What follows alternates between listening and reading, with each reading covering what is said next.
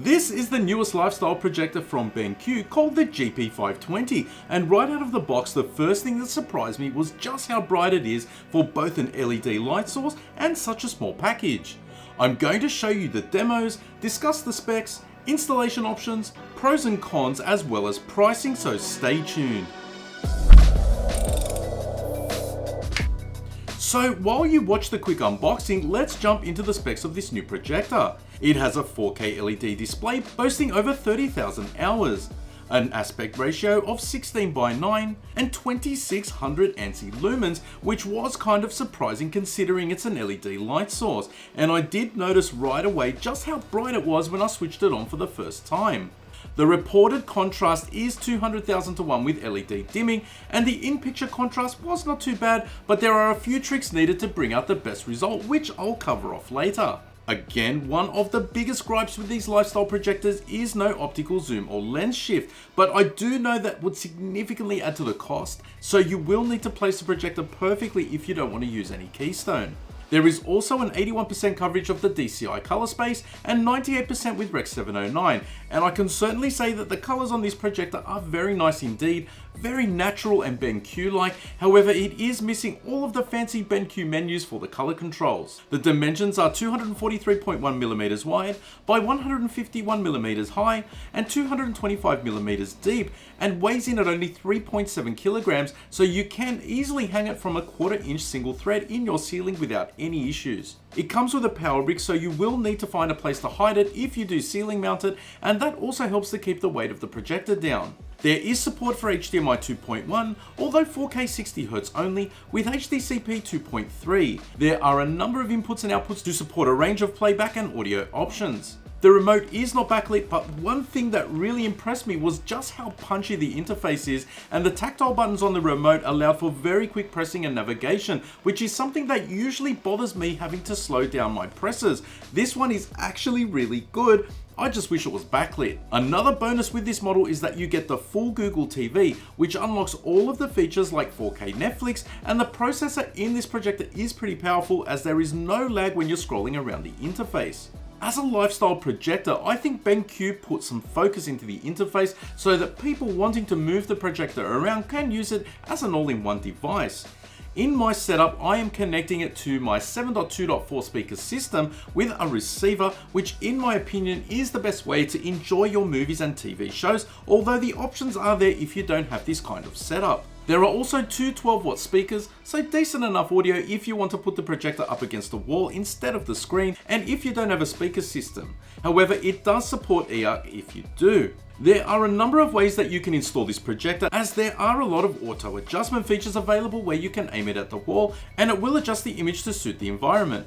There are even wall color modes so that if you have non-white walls, you can shift the colors to bring them into line. I don't have any of these colored walls to demonstrate, but you can see how the color shifts the tint accordingly. In my situation, I have a 120-inch long throw ALR screen, so I have the projector mounted on a projector stand, and I also have it at the correct height.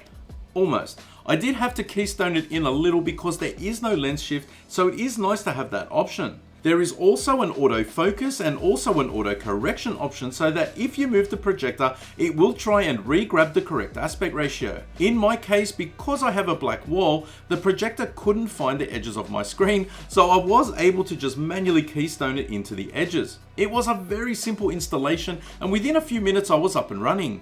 As I mentioned at the start of the video, I was very surprised at the brightness of the image. I'm used to LED projectors, and especially lifestyle projectors, tending to suffer a bit on the brightness and contrast. However, in this case, the image was very bright right out of the box in auto cinema mode. There are a number of options that I tweaked to give the best results. The beauty here is that no matter what format your content is in, whether it's SDR or HDR, you can set advanced settings which change the tone mapping to suit the image live, which is pretty amazing and considering the price point.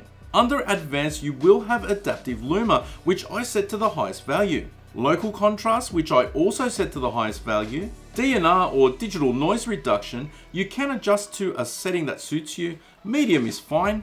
And then MEMC, which is a type of frame interpolation. I like to set it to low because I don't like the shuttering of native 24p content. Yes, this projector does support 24p, which is really nice, but the division of frames into 60Hz will sometimes give some awkwardness to the image, and MEMC will bring some of that smoothness to the image while not looking like a soap opera.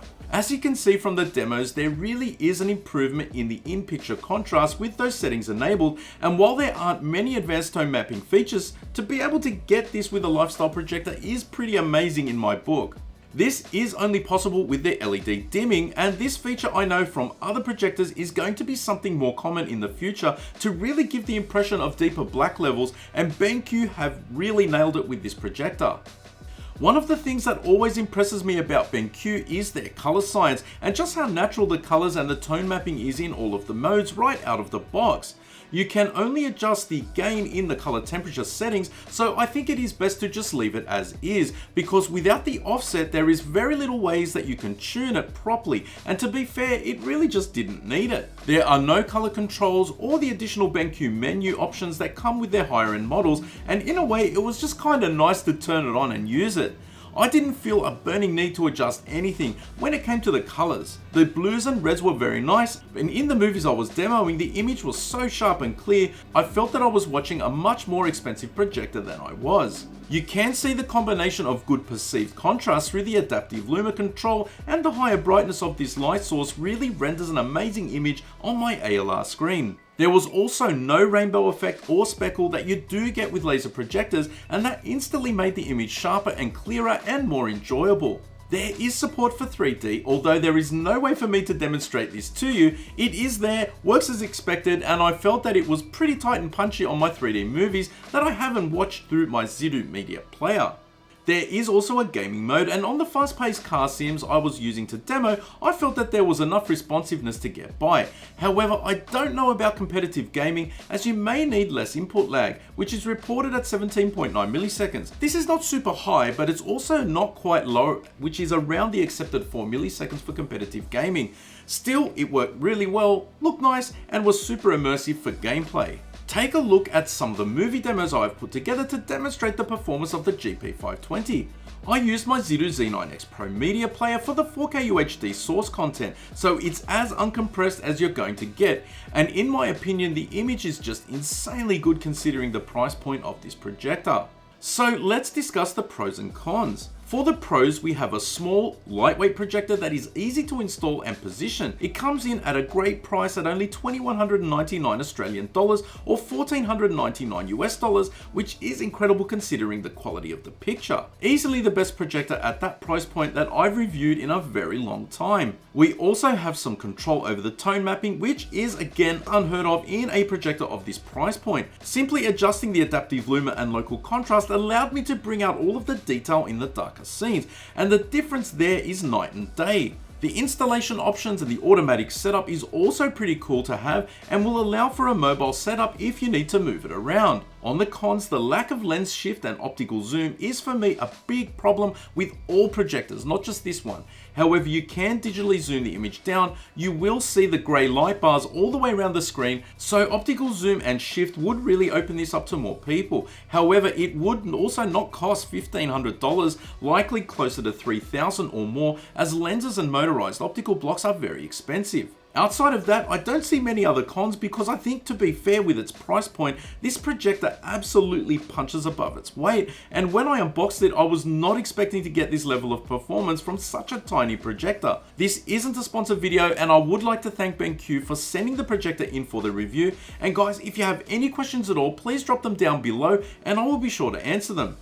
Check the links in the description if you'd like to buy one. They are not affiliate links, but they do track the clicks, so BenQ can see how many of you check them out through my video, so it is definitely helpful when you do. Anyway guys, I have some more projector reviews coming on the channel over the next few weeks, so make sure that you subscribe to the channel. But that's it for this one. You'll catch me in the next one.